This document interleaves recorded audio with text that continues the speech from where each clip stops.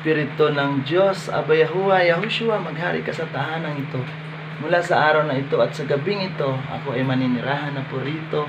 Samahan niyo po ako, Amang Banal, O Diyos, makapangyarihan sa lahat. Ayan, sa pamamagitan ng apoy, ang Espiritu ng Diyos at kapangyarihan mo, O Diyos, ang siyang maghari dito sa tahanan ito. Ayan, maghari ka po mula sa araw na ito, sa gabing ito.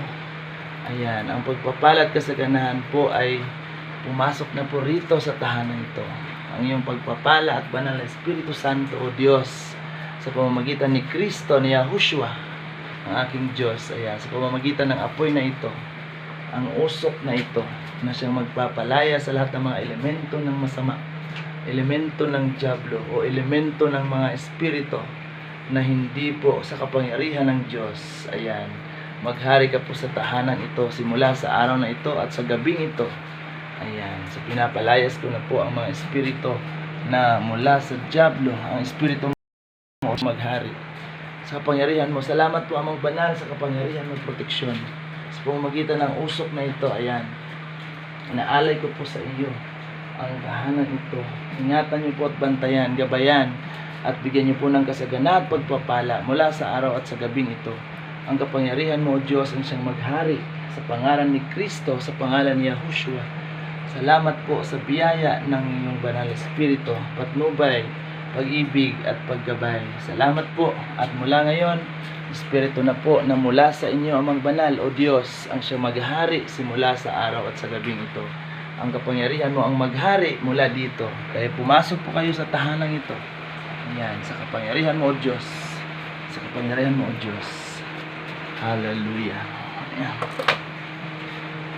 Ayan. Hallelujah. Hallelujah. Ayan na po ang ribbon ng pagsisimula ng aking bagong lakbayin o bagong buhay dito sa tahanan ito. Salamat po sa Diyos at salamat po sa buhay ni Ma'am Tess at sa Adonai School. Siyempre kay Ma'am Malu, sa lahat po ng admin and staff na bumubuo ng Adonai. Maraming salamat po sa muling pagpapatira nyo sa akin, at ngayon nakabalik na ulit kami ng aking mama. Ayan, ang aking mama. Ayan, mga kanitchers. So ito po ang aking bagong tirahan ngayon mula doon sa aking inuupahan ngayong gabi, September 18, 2024. Ayan. So simula sa araw na at gabing ito, simula sa araw na ito at sa gabing ito, dito na po ako maninirahan. Ito na po ang bagong kong tahanan, bagong tirahan. Salamat po sa Diyos. Ayan, hindi pa po ako nakakapag-ayos. Magulo pa po dahil naghakot po ako, hindi katatapos po lang. Kaya nagningas muna tayo ng apoy upang papasukin ang espiritu ng kapangyarihan ng Diyos sa tahanan ito. Maraming salamat po, mga Kanitchers B, sa inyong suporta palagi, at higit sa lahat sa inyong kilala sa kapangyarihan ng Diyos. Ayan, maraming salamat po. Thank you for watching. God bless po. Have a nice evening with the Almighty. Ayan. Okay, purihin po ang Diyos. Sa Diyos po ang kapurihan sa araw na ito at simula sa gabing ito. Maraming salamat po. Ayan.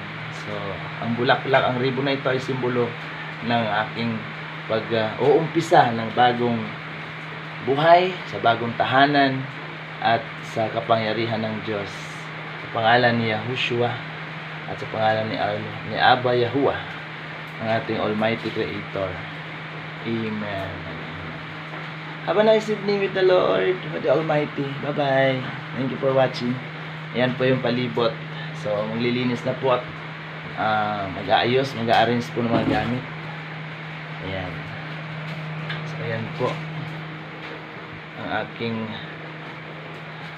bahay ngayon, ang aking bagong tirahan mula sa aking inuupahan. Pakita ko sa inyo palibot. Magulo pa, wala pang kaayusan. So magulo pa ang mga gamit dahil kahakot ko lang po. At ngayon dito na ako matutulog. This is my first night, first day na dito ako matutulog.